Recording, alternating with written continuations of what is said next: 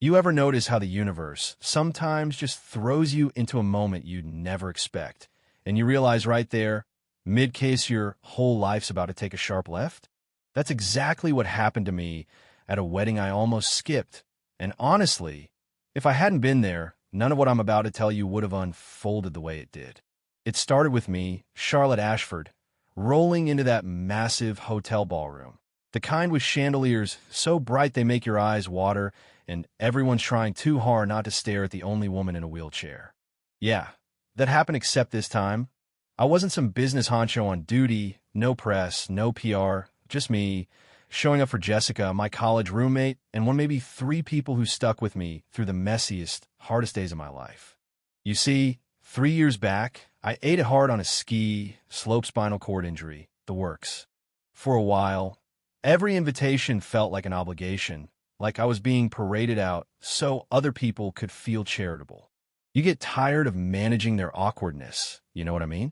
Most folks, they either go out of their way not to look at you, or they stare just long enough to make your skin crawl, then scurry off.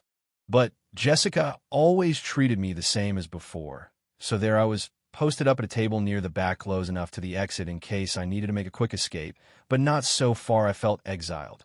I was people watching, which is about as much fun as you can have at a wedding when you're not in the mood to dance, and I spot this little girl maybe 4 years old, clutching a purple stuffed bunny, looking around like she'd landed on Mars. You ever see a kid get lost in a sea of legs and heels and bad cologne? She just froze.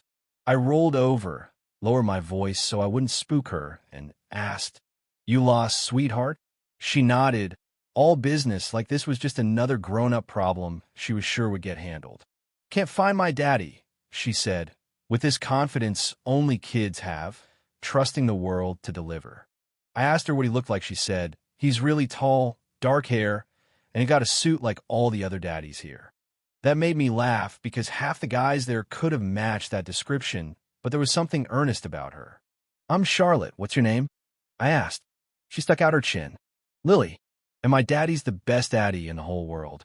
Well, what was I supposed to do with that? I told her, "Let's find him together."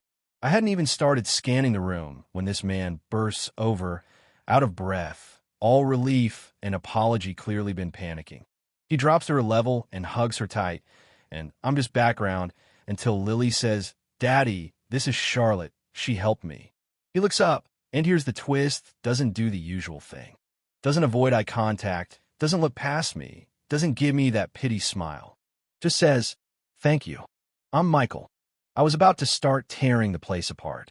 We talked for maybe 3 minutes, but in that space I saw something that caught me off guard. Talk to me like a regular person, not a tragic story. Turns out he's a pediatric nurse, which explained a lot. Patient, warm, you can tell he's used to handling people at their most vulnerable. His babysitter bailed last minute, so it was just him and Lily at the wedding. We got a talking, said. Most folks would have just pointed Lily towards security. I shrugged and said, "I like talking to kids. They're easier than adults, honestly." He laughed, this real, deep laugh, not forced at all. I could feel myself unclenching, which hadn't happened in ages at these events. Then Lily, who was now planted firmly in the chair beside me, pipes up, "Can I push you to the dance floor? I think you and Daddy should dance."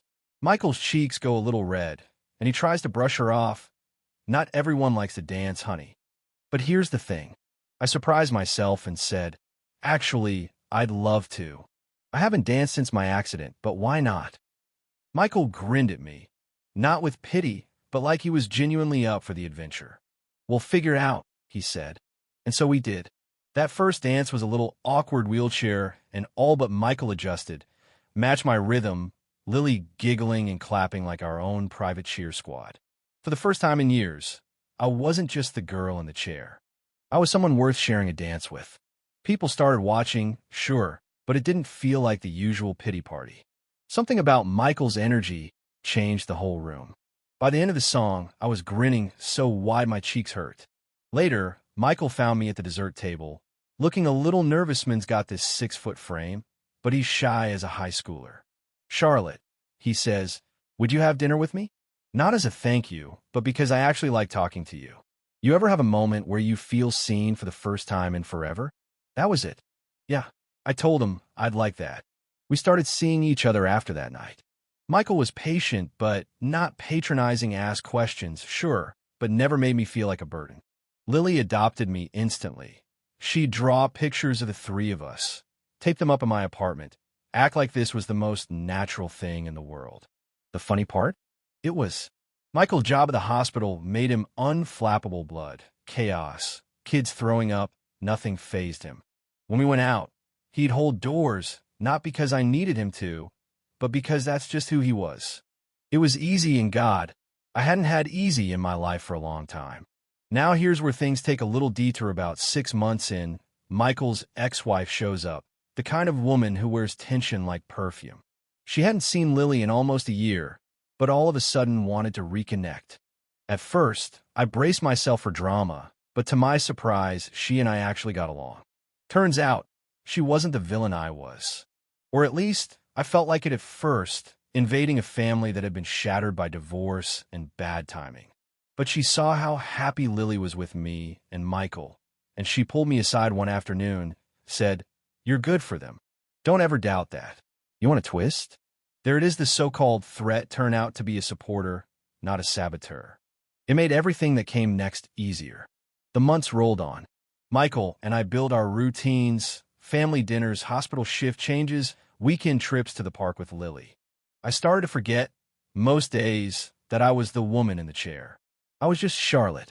There were hard moments, stares at restaurants, sideways looks from strangers, frustration in my own body, but Michael never treated those things like deal breakers.